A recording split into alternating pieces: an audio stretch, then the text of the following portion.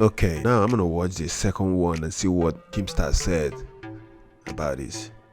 Is that why his G Fuel dropped Kimstar? For sure. After all this, dude. Oh my goodness. But this is mean though. I don't know what's going on. Let's hear from Kimstar. And I heard at the same time H3H3 is losing his sponsors too. That means they are just attacking each other, trying to. I hope this is not going to affect others, bro. This is going to affect others. Why are they attacking his sponsors? Whatever. Alright. For them that got sponsors, man, I ain't got no sponsor. If the sponsors come to me, man, I'm ready. I'm a good guy. If G Fuel said, oh, they want me, I ain't got no deal. I ain't got no problem. I'm fucking on with people. I'm down with any sponsor. So I'm just saying, bro. I'm just saying. Who doesn't like sponsor? Everybody likes sponsor, though. So that's it. Let's see what Kimstar has to say, dude. All right. This is from Kimstar. Drama Alert Nation and everyone else that's going to see this video. This is not a Drama Alert video. This is not a news video. I'm making a video today responding to a video that was uploaded yesterday by H3H3, where he accused me of various things that can be proved wrong, completely out of context, just plain wrong. But the most damning thing that he accused me of is killing Etika. And that's what I want to talk to you about today. Everything else he said in that video, I will be responding in a separate video, but I want to focus on this because it's just, you'd have to be the biggest scumbag in the world to try to pin another man's suicide on another person because of an internet beef that me and you are having, which we've been having for quite some time, and I'll explain all of that too. But to get into it, the basis of this whole Keemstar killed Etika is the interview that I did with Etika and some tasteless tweets that I put out. But more than anything, the interview is what gets the most attention in this situation because a segment of what I said to Etika and what transpired. We'll get into that, but before we do, first, I want to share a statement from Etika's own mother who texted me this. Hello, Keemstar. This is Etika's mother responding to you to address the recent threats and accusations that you received in relation to his death. I wish to inform Etika fans, friends, and viewers that Keemstar is not responsible for Etika's passing and should not be held accountable for my son's actions. Etika loved Keemstar's show and wanted to make his appearance both memorable and exciting. My son's goal was to make the segment as dramatic and entertaining as possible, not to use it as a vehicle of hatred towards the show's host and creator. Spread love and goodwill instead of passing judgment. But this is not. Kimstar started with Erika's death and everything, saying, but H3H3, he is saying everything. He's talking about not the ethical.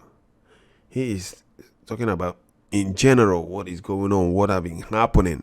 So not the Erika. This guy doesn't. That's not the point. What I understand. So I don't know why. What's truly needed is a much better platform supporting mental health awareness throughout the world. Please build up your online community with kindness instead of recklessly breaking each other down. In God we trust, you will take these blessings I send out to you. And I must admit, when I got that text message, I just completely fell apart. That is exactly what I needed when I needed it. Grieving with Etika's passing and then having some of these people online blaming me for his passing. So Etika's mom, thank you so much for sending that to me. She didn't send that to me yesterday or today. She sent that to me a few days after the passing of Etika. Also, I'd like to read some statements that were put out yesterday on Twitter by Etika's past girlfriend. He tweeted in response to H3H3's video, "Really sad to see people blaming Keemstar again. He was in no way responsible for Etika's actions." Let's think about it some more. One of Etika's goals was to be on Drama Alert because he respected that man. They were friendly behind the scenes. Desmond was actually unwell, sick. So in short, I understand that Keem's past makes it really hard for others to change that opinion. So don't go thinking I'm trying to make a divide between those who like and unlike him. This is just my take on the situation. This is the most difficult conversation to have. That's absolutely right. This is a difficult conversation to have. This is ridiculous, and we shouldn't be engaging in this whole thing. I shouldn't be forced to respond to this. Etika's death shouldn't be used as a pawn to beat me in this feud that we have, H3H3. You really crossed the line. Now, after Etika's past girlfriend, Alice, made these tweets, H3H3 fans started attacking her and harassing her to the point where she had to go private. She DM'd me saying that she had to delete everything because they were spamming some really inappropriate stuff to her. But she said that I could use the screenshots. And I said, no problem, H3H3 fans can be the worst. But keep in mind, during this whole Etika situation that was going down, where a man actually lost his life, there were moments where I said some stuff that was completely stupid and wrong. And they're all over. Everyone shared them, but I did not kill this man. Etika's girlfriend also said this: please don't think that I'm trying to absolve Keem of the wild shit he said. And then apparently people accused her, but when she came out with these statements, of being paid off. In H3H3's video, he showed a lot of these tweets painting a picture that I didn't care about Etika at all. That I simply just wanted to use this as a spectacle to get as many views as possible. Like, that was the whole image that he put forth. He even found some tweet where I acknowledged that he was in a certain mental hospital. He even found a tweet and made this point in his video that I doxed the mental hospital that Etika was at. But for H3H3 to find this tweet, he would have had to go to my Twitter. He would have had to hit advanced search, right? Put the user Keemstar in and then put in Etika and see all the tweets that I've ever made about Etika. And if you do that, you actually get full context. On October 25th, I said I was really worried about Etika. If you see this, I want you to know that you're an amazing entertainer and thousands are counting on you to be here to entertain them. You have purpose. This was after he made a Reddit post that made it seem like he was going to commit suicide. And then he was gone. He was gone for a couple days, then came back, started streaming, and it just seemed like something was off. I tweeted out, I actually like Etika. I don't think he's evil like Fousey, but he's definitely manic as fuck. Quoting, he actually acts like this, because that's what all of his fans were saying. I said, nah, not like this. At this point, I actually thought something was seriously wrong. But if you are a fan of Etika, if you watch Etika, if you watched his streams, Etika, the entertainer, was very, very close to Etika, the guy acting not right. They were so close to each other that it was so hard for the fans and even myself to figure out through all these different outbursts that were happening over and over and over again. It wasn't one incident, it was multiple incidents. If he was actually losing his mind or if this was a publicity stunt, because he made it really seem like it was a publicity stunt. H3H3 didn't include the tweets of me saying, stay healthy.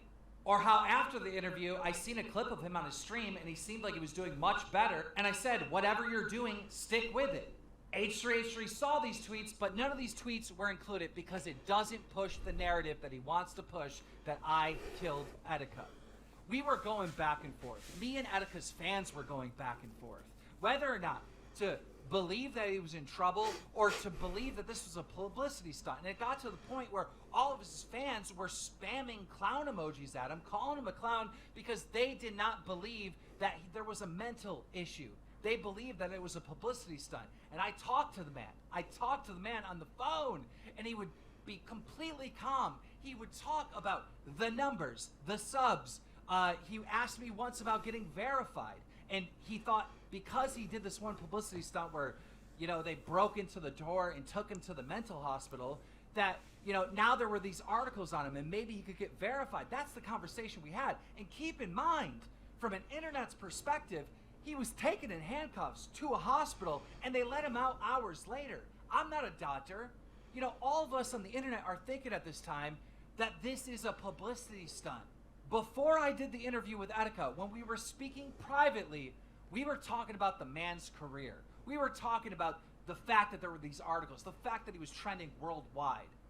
But then once I turned the cameras on and I hit record, he immediately goes into Etika the entertainer. Before Etika committed suicide, he left a video online where he says this.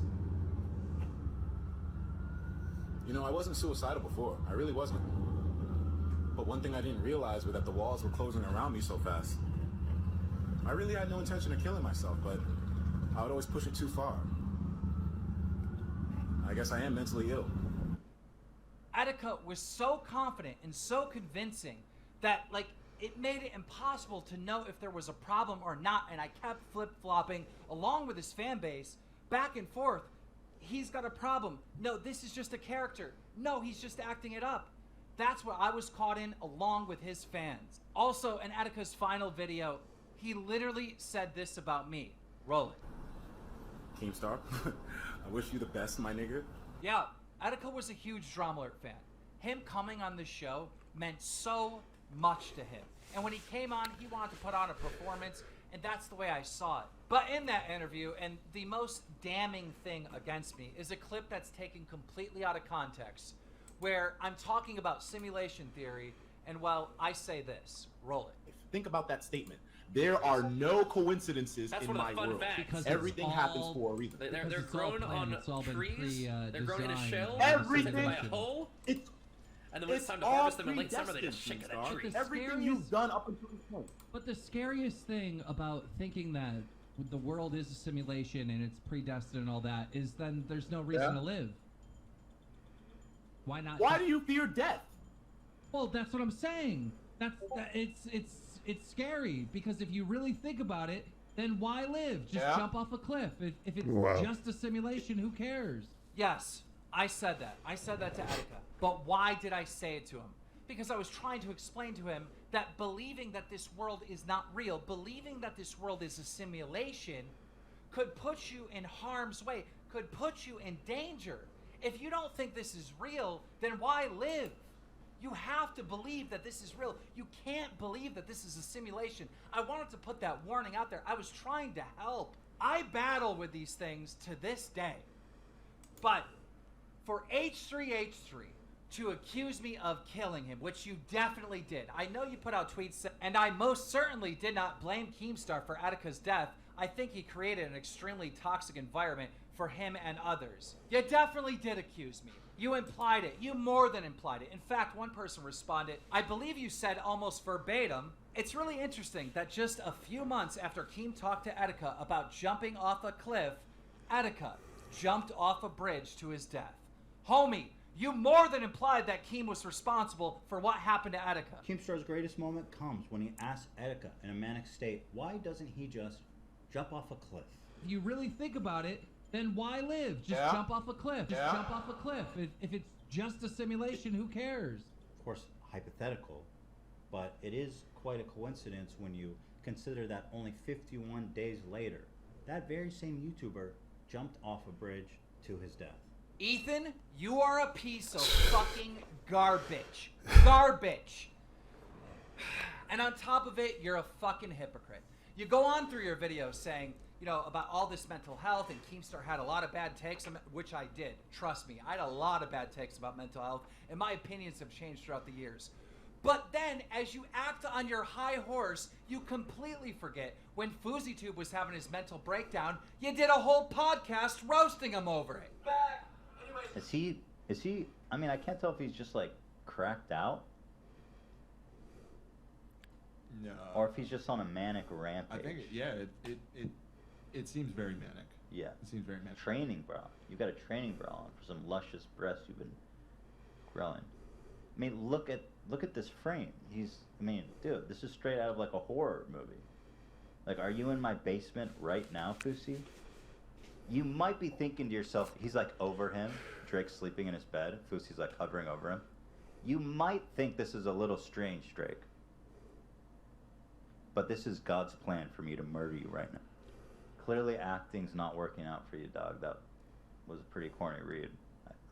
Fucking hypocrite. You've always been a goddamn hypocrite. You used to call me out for making Jake Paul videos when you made Jake Paul videos. The other day, you tried to roast me on Twitter like a month ago. You tried to roast me for my hoodie. You said I looked like a 12-year-old. And then the whole internet had to remind you and roast you. This is how you dress. It was just absolutely hilarious. It's always a big swing and a miss, and this entire video is a big swing and a miss. In fact, in the next video, I'm going to address every single other bullshit you've taken out of context. I'm going to address you literally turning the guy who swatted me and swatted my mods on stream into a victim, which one of the best researchers on the whole goddamn YouTube, the platform is Gamer for Mars, who literally DM'd me this. In disbelief that you used that. I'm gonna address every single thing. And another thing you did in this video is an absolute first for YouTube. You went after my sponsors. If you think the YouTube community is happy with you right now, you gotta be out of your mind. You have ushered in this new era where people that have beefs on each other go after their sponsors. Like, this has never happened before, but it's happening now. It's happening now, and you did that. You started this. And because of all the hate that G Fuel recently got from your stupid fucking video, I got in contact with them. I'm no longer with G Fuel anymore. I walked away. They don't deserve to have fucking hate because of our beef, and because fans don't need to relive this bullshit. It's always lies, deception, manipulation, clips out of context, spinning a fucking narrative that just isn't true. Towards the end of your video, you act like a victim, like, oh, the big bad Keemstar has been after me forever and it's had a huge toll on my mental health. You said, thank God I have the support group around me. Well, I have a support group around me, and I can't wait for you to see them, because they're really pissed off at that video you uploaded for multiple goddamn reasons. Good luck, Ethan, because you're gonna fucking need it. Wow. Things are getting more serious right now. Things are getting more serious, dude. It's a serious issue. I don't know what. I don't exactly know what's wrong with all this. But, dude. Oh, that's it. That's it. After this video right here, Keemstar man, History dropped another video again. Oh my God. Oh, this is a serious issue, dude. This is crazy, man.